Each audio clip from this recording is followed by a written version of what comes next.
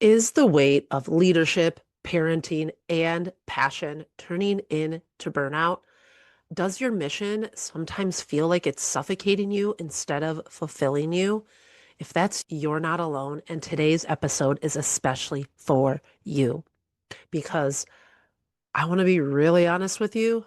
I'm in it right now and I'm tired, like really freaking tired. And I know so many mission driven leaders, caregivers, and change makers that are feeling the same way, especially those of you who are that default person, the default parent, the default leader, the default person in your business, in your community. You're the default. If we haven't met yet, I'm Michelle Vande Hey, conscious leadership coach and When Stories facilitator. And I help mission driven leaders and change makers who are navigating burnout, compassion fatigue, and vicarious trauma. And I help you reconnect with who you are outside of what you do because you matter too, because you are worth it.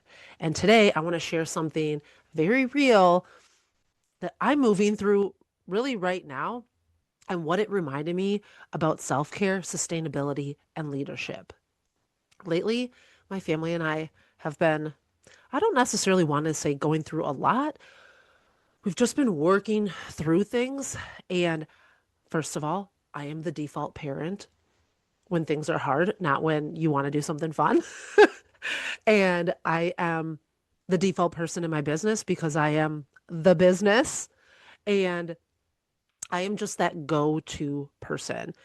And I know many of you are that too. And so it's hard to not get stuck down this spiral of trying to put out the latest fire. And it's all just taking a lot of my time and my energy and my mental capacity right now to manage health insurance, to manage appointments, to manage communicating with the school, to manage the household, to get everyone on the same page. It's a lot. And then also to try and run a successful business from home.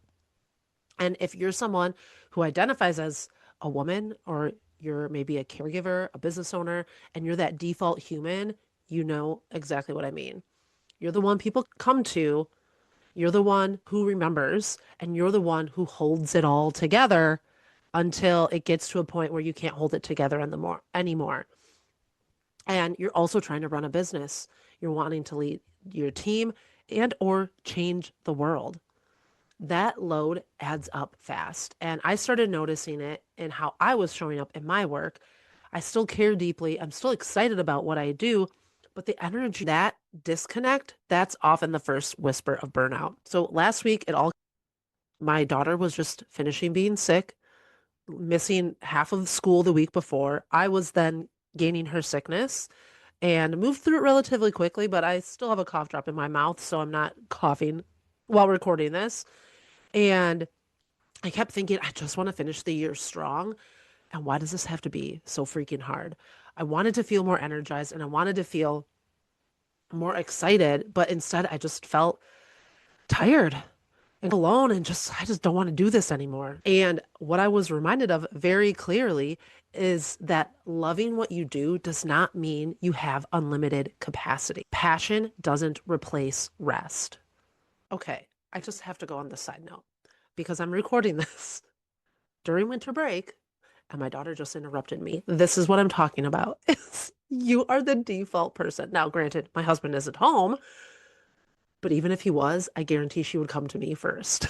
So here's what shifted for me last week, though. I realized that I didn't get nearly as sick as my daughter, thankfully, and I didn't have to fully collapse or fully step away from everything. And I felt like a big part of that is because I already had support systems in place. I wasn't feeling overwhelmed and then thinking, oh my gosh, I need to do something for myself, but I don't have the time to do it. So then I don't do anything. It wasn't last minute self care. It wasn't emergency fixes, but it was pre scheduled care. And there were three things that happened to all fall in the same week without me having to plan it that way. Number one, chiropractic care. My daughter and I go pretty much every week, and we had that scheduled for Monday. So I was very thankful that we both had that. And that really helps me to feel supported in my body. It helps my nervous system because pretty much every week I go in, he's like, wow, are you stressed? And I'm like, how can you tell? Second, I had a massage. So I schedule a massage once a month typically, and it's a 30-minute massage. It's very challenging to find 30-minute massages. And there's even massage therapists out there that'll say 30 minutes is like not even worth it. You really need to do an hour. But guess what? For me, that's what works in my schedule. And I do it monthly. And I find one that is affordable and that is really serving me. And that just happened to be last Wednesday. And I really needed it for my nervous system and for my whole body to feel in a state of relaxation because that really helps me to then show up as the best version of myself. And then thirdly, we had therapy last week, all three of us. And that is also scheduled far in advance. So my massages and our therapist typically have to be scheduled 3 to 6 months in advance because they're both in high demand. And they just happened to all be last week. And this is what hit me. My past self took care of my future self, and my present self was thanking me. I didn't wait until I was drowning and needing this life raft. I already had it built. And that's what I want you to hear today is that self-care that actually works isn't reactive, it's systemic. It's putting in these systems in place so that when you are falling apart, you have things to lean on and help you. And yes, though those things I was talking about, those are bigger self-care practices because it does take a little bit of extra time and it does take a little bit of extra planning. But what I do every day matters just as much. And what I'm talking about are these 5-minute habits, a 5-minute walk, a 5-minute pause, taking 5 minutes to breathe, actually eating lunch. Yes, taking a break and eating lunch. These are things that are easy to do and they're just as easy not to do. And that's why I created my self-care cheat sheet.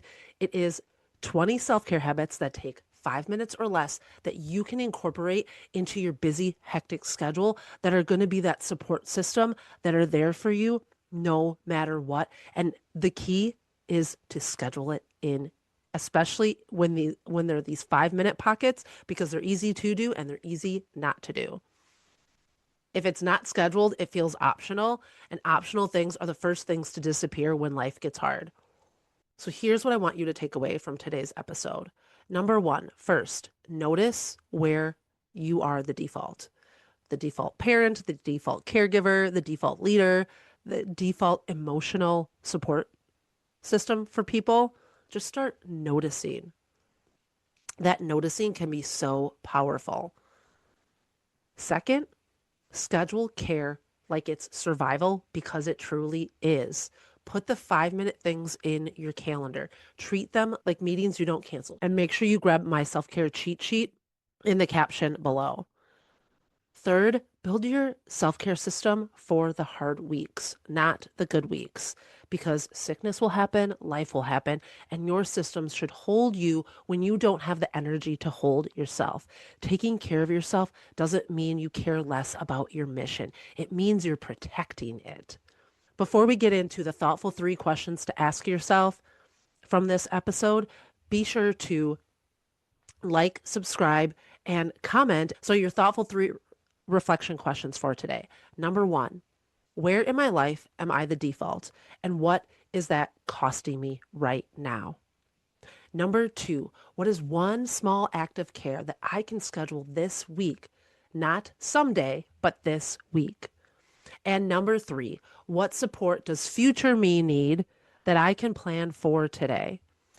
You don't have to have all of the answers at once. Start with one. If this episode resonated with you, please know that you are not alone. This season doesn't have to take you out. And if you know someone who's carrying a lot, share this episode with them and say, I thought of you.